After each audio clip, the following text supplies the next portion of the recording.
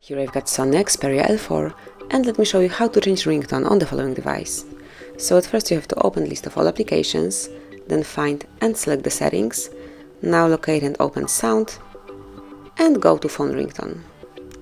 And let me start with the first one. I will show you all of the ringtones that you can use. You can volume it up a bit, so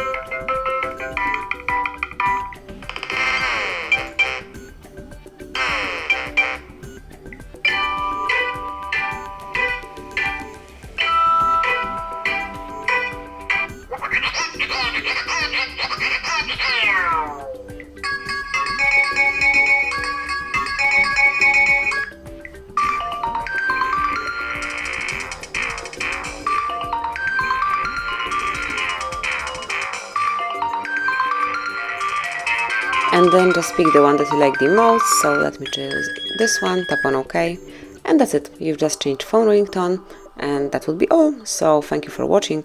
Please subscribe our channel and leave the thumbs up.